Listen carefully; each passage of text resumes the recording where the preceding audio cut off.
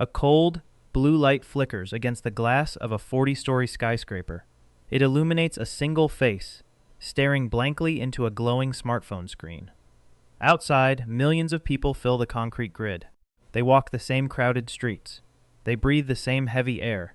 They live stacked on top of one another in towers of steel and glass. Yet inside this room, there is only a crushing silence. We are the most digitally connected civilization to ever walk the earth, and yet we are drowning in isolation. To understand why this quiet ache feels so utterly devastating, we must look backward. Far backward, into the unforgiving, predator-filled wilderness of the Pleistocene epoch. Imagine an ancient human hunter, frozen in the tall grass, watching the distant embers of a campfire slip away into the midnight shadows. He has been separated from his group. No tribe, no protection, immediate death. For generations, modern medicine looked at this emotional suffering and called it a defect, a personal weakness, a psychological flaw of a fragile mind that served absolutely no biological purpose. They were wrong. The pioneering work of the evolutionary theory of loneliness reveals that isolation is not a psychological mistake. It is a biological masterpiece. It is a savage, subconscious warning system hardwired directly into our neural architecture during millions of years of evolution. Think of it this way. When your skin touches a burning stove, your nerves scream in physical agony to prevent tissue damage. When your cells dry up, thirst drives your body to search for water. When your glucose drops, hunger forces you to hunt. Loneliness operates on the exact same visceral hardware. It is a powerful, inescapable biological whip designed to force the individual to seek out social reconnection before it is too late. Why did evolution design a whip so brutal? Because on our own, we are prey. Human beings are remarkably fragile creatures. We do not possess the razor-sharp fangs of a saber-toothed cat, the blinding speed of a cheetah, or the crushing muscle mass of a bear. Our ancestors were slow, weak, and highly vulnerable. Our database of survival had only one entry: cooperation. We survived because we planned collectively, divided labor, and shared scarce calories in tiny, tightly knit groups. To be cast out or isolated from the tribe was a literal death sentence under the open sky. Your ancient brain knew this, and it crafted a psychological pain so deep, so unbearable, that it would shake you to your very core, forcing you to run back to the safety of the campfire. We carry that exact same brain today. But the campfire is gone. What we call a broken heart is not a metaphor. It is a literal neurological reality. For decades, we treated the sting of being left out as a purely sentimental thing, a phantom ache that lived only in our cultural imaginations. But cognitive neuroscience and the groundbreaking pain overlap theory have uncovered a much more unsettling truth. In the grand design of human evolution, the systems that process emotional heartbreak and physical trauma are exactly the same. When early mammals evolved, their infants required constant, uninterrupted care from their mothers to survive the harsh world. A newborn mammal separated from its protector faced a threat just as lethal as a predator's jaw or a broken limb. Because separation meant certain death, evolution did not bother building a brand new warning system for social rejection. Instead, it did something incredibly efficient, yet deeply brutal. It hijacked the existing physical pain network and hooked it up to our social emotions. It borrowed the agony of torn flesh to prevent the tragedy of social isolation. Inside your head, your brain maps pain through distinct, specialized regions. The somatosensory cortex locates exactly where your body is hurt. The insula tracks your internal bodily state, and a deep, ancient region called the dorsal anterior cingulate cortex, or the DACC, handles the raw, agonizing distress of the injury. It is the part of your brain that screams, "This is unbearable." When scientists placed ordinary people into fMRI brain scanners and subjected them to an automated game called Cyberball, they witnessed something astonishing. The volunteers believed they were tossing a virtual ball back and forth, with two real people online. But suddenly, the program would cut them out of the game. The other two players would only toss the ball to each other, completely ignoring the volunteer. It was a simple, meaningless computer game. Yet, The moment those individuals realized they were being excluded, their brains exploded with activity. The DACC and the anterior insula ignited in a violent flash of neural energy. On the monitor, their brains looked exactly like someone undergoing a physical injury, as if a hot thermal probe was burning their bare skin. The distress was real. The suffering was entirely biological. If social pain and physical pain share the exact same neural hardware, then a physical drug should be able to cure a social wound. To test this bizarre hypothesis, researchers gave volunteers a heavy daily dose of acetaminophen, the ordinary, active ingredient found in standard Tylenol. For 3 weeks, one group took up to 2,000 milligrams of the painkiller every single day, while another group took an inactive sugar pill. The results defied everything we thought we knew about human emotion. By the 9th day, the people taking the actual painkiller reported a steady, significant drop in their daily hurt feelings, and when they were placed inside the cyber scanner and cruelly excluded, their brains remained quiet. The Tylenol had numbed their DACC. It had physically blunted the agony of social rejection. But this pain is not just an unpleasant sensation. It fundamentally alters who we are. When you are separated from the group, even for a short time, your brain enters an emergency defensive state. A region called the temporoparietal junction, the area responsible for empathy and understanding the perspectives of others, suddenly shuts down. At the exact same moment, your subconscious mind locks into a state of hypervigilance, constantly scanning your surroundings for social threats, betrayal, and hostility. Your prehistoric brain assumes that because you are alone in the wild, everyone is an enemy. It forces you to prioritize selfishness, paranoia, and self-preservation above all else. Isolation twists the mind, turning a cooperative tribal hunter into a guarded, territorial animal. And according to twin studies, nearly 50% of our vulnerability to this painful state is written directly into our genetic code, leaving the rest to be triggered by the environments we build. To prevent this agonizing warning system from tearing us apart, our ancestors engineered ingenious social technologies to lock the tribe together.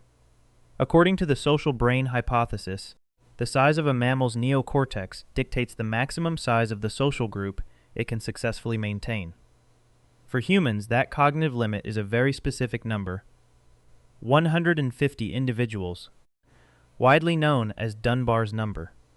In our non-human primate cousins, bonding is maintained through hours of physical grooming, picking dirt and parasites off each other's fur.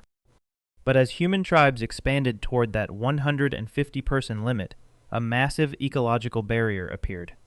To maintain a group that size through physical touch alone, our ancestors would have had to spend 42% of their entire day just grooming each other. No time to hunt, no time to gather, total starvation. To break through this evolutionary wall, we invented a cheap, highly efficient alternative: language. Language evolved as a form of vocal grooming. It allowed a single individual to talk, laugh, tell stories, and bond with multiple allies simultaneously, maintaining massive social networks without wasting precious daylight hours.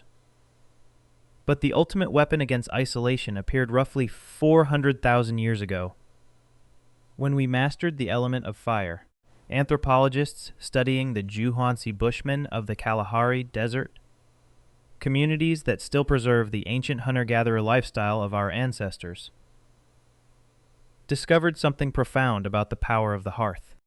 They tracked the dramatic difference between conversations held during the day and those held at night around the fire.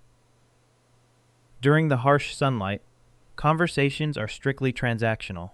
31% of the talk revolves around economics and labor, while 34% is filled with complaints, criticisms, and maintaining social regulations. It is stressful, demanding, and focused entirely on basic survival. But when darkness falls and the campfire is lit, everything changes. The practical pressures of foraging vanish. Suddenly, a staggering 81% of all conversations around the evening embers transform into storytelling, singing, and shared rituals. The light and warmth of the fire extended the human day by roughly 4 hours, creating a sacred, nightly sanctuary dedicated entirely to emotional bonding and collective imagination. Around these flames, our ancestors developed the concept of food sharing, which was the ultimate form of prehistoric social insurance. When a hunter shared his hard-won meat, he was not just distributing calories, he was storing food in the stomach of his relatives, ensuring they would feed him when his own luck ran out. They even built vast gift exchange networks called Zaro, forming lifelong partnerships with distant tribes up to 200 kilometers away. If a localized drought or crisis hit, an individual could travel across the desert and find an instant home among allies. Our ancestors defeated loneliness by weaving an unbreakable web of physical, verbal, and cultural connection. But then, the modern world happened. The sudden collapse of our traditional tribal structures, replaced by industrialization and massive urbanization, has triggered a severe biological crisis called an evolutionary mismatch. Our genetic code takes tens of thousands of years to adapt to a new reality, yet our environment has flipped upside down in just a few generations. Today, we live jammed inside hyperdense cities alongside millions of strangers, yet the intimate, lifelong tribal structures we evolved to require have completely dissolved. According to the social evolutionary mismatch and competition hypothesis, this modern setup activates two distinct destructive pressures on our subconscious minds. The first is a scale calibration mismatch. Our internal status tracking system was built to evaluate our worth within a tiny group of 150 people, where everyone has a clear, respected role. Today, digital social networks force our ancient brains to process data from millions of individuals. We are constantly exposed to the absolute wealthiest, most beautiful, and most successful people on the planet, tricking our prehistoric brain into believing we are failing, low-status outcasts surrounded by superior competitors. It shatters our self-worth, fueling chronic anxiety and voluntary isolation. The second is a signal validity mismatch. In the ancient wild, social acceptance had to be earned through costly, genuine actions. Today, the digital landscape fills our lives with cheap, artificial validation, likes, follows, and heavily filtered photos. Our brains gorge on these virtual numbers, yet the total lack of authentic, physical contact leaves our deep emotional core completely starved. This profound urban isolation directly breaks our biology, starting with our sleep. Epidemiological data shows that living alone is one of the single most powerful predictors of chronic insomnia. For the elderly, living alone increases the risk of insomnia by an odds ratio of 1.49, as the lack of a protective kin network triggers subconscious micro-awakenings throughout the night, because the brain feels unsafe sleeping alone. For type 2 diabetes patients, that risk skyrockets to an odds ratio of 2.22, as the intense psychological stress floods the body with cortisol, disrupting blood sugar levels and tearing the sleep cycle apart.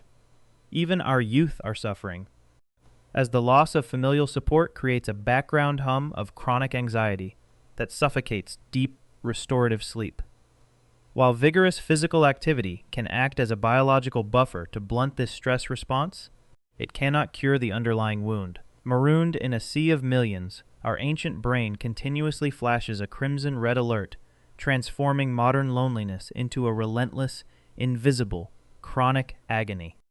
And if you leave that alarm ringing for too long, it will dismantle your body at the cellular level. The invisible ache of loneliness does not just live in your thoughts, it directly rewires the molecular expression of your immune system. Researchers at UCLA discovered a highly specific molecular signature inside the white blood cells of lonely individuals, a phenomenon known as the conserved transcriptional response to adversity, or CTRA. When you experience chronic isolation, your sympathetic nervous system locks into a permanent fight-or-flight state, continuously pumping high levels of a stress neurotransmitter called norepinephrine directly into your bloodstream and your bone marrow. This flood of norepinephrine commands your bone marrow to overproduce a wave of immature white blood cells called monocytes. These are not normal, healthy defenders. They are genetically distorted cells packed with highly active pro-inflammatory genes, while their antiviral genes are completely shut down. Inside these cells, a total of 209 gene transcripts are fundamentally altered. 78 genes promoting chronic inflammation are forcefully turned up, while 131 genes responsible for manufacturing antibodies and fighting off viral infections are utterly suppressed. In the savage environments of the Pleistocene epoch, this genetic trade-off made perfect sense. If you were separated from your tribe, you were highly likely to be attacked by a predator, suffering open, jagged wounds that could easily become infected by lethal bacteria. Spiking your body's inflammatory response was a vital, short-term shield against sepsis and blood poisoning. And since you were completely alone, your risk of catching a viral infection from other humans dropped to zero, making antiviral defense completely useless. But in a modern metropolis, this ancient survival mechanism is an absolute biological catastrophe. We are not dodging saber-toothed tigers in the jungle, yet we are constantly exposed to viral pathogens in crowded subways and offices, keeping our bodies in a state of permanent systemic inflammation causes irreversible damage. Chronic inflammation is the toxic fertilizer that degrades our blood vessels, accelerates plaque buildup in arteries, triggers cancer growth, destroys cognitive function, and rapidly advances cellular aging. To prove this devastating chain reaction, scientists isolated rhesus macaque monkeys, primates with highly complex social needs very similar to our own. The isolated monkeys showed an immediate spike in norepinephrine and the destructive CTRA genetic signature. When researchers exposed them to a monkey immunodeficiency virus, the lonely monkeys saw the virus multiply and tear through their bodies at a terrifying speed because their internal antiviral defenses had been genetically turned off. Worse still, loneliness and this genetic decay form a vicious, closed loop. The loneliness you feel this year accurately predicts the inflammation in your cells next year. And that biological inflammation travels back up to the brain, amplifying your anxiety, paranoia, and social withdrawal. It creates a powerful molecular momentum that makes it almost impossible to escape using pure willpower alone. The true scale of this devastation was finally quantified by a massive meta-analysis that tracked over 300,000 lives across the globe. The data revealed that having strong, meaningful social connections increases your chances of survival by 50%. When compared directly against traditional public health hazards, the numbers are terrifying. A total lack of social connection carries a relative mortality hazard ratio of 1.50, making chronic isolation just as lethal as smoking 15 cigarettes every single day. It is significantly more dangerous than excessive alcohol abuse and vastly outpaces the mortality risks of chronic obesity and physical inactivity. Subjective loneliness increases your risk of an early grave by 26%, cutting down over 162,000 lives in the United States every single year. Surpassing the body count of lung cancer or strokes, it drives a 29% spike in coronary heart disease and a 32% surge in strokes. In places like California, an estimated 76% of all adults are currently adrift in moderate to severe isolation, an affliction that moves like a contagious wave through our social networks. History shows us that this pain always peaks during massive societal disruptions. The Great Depression of the late 1920s, the suburban isolation of the mid-1950s, and the dawn of personal technology in the late 1980s. We are living through an unprecedented public health emergency, an invisible epidemic that demands a national, systemic intervention. We cannot survive as isolated islands. Our biology will simply not allow it. The pain of the modern world is not a sign that our minds are broken. It is a sign that our ancient biological code is working exactly as intended. It is the scream of a Stone Age brain trapped inside a concrete cage, desperately calling out for its missing tribe. To heal this systemic wound, we must look to solutions that respect our evolutionary architecture. The first step requires us to completely redesign our living spaces and our daily habits.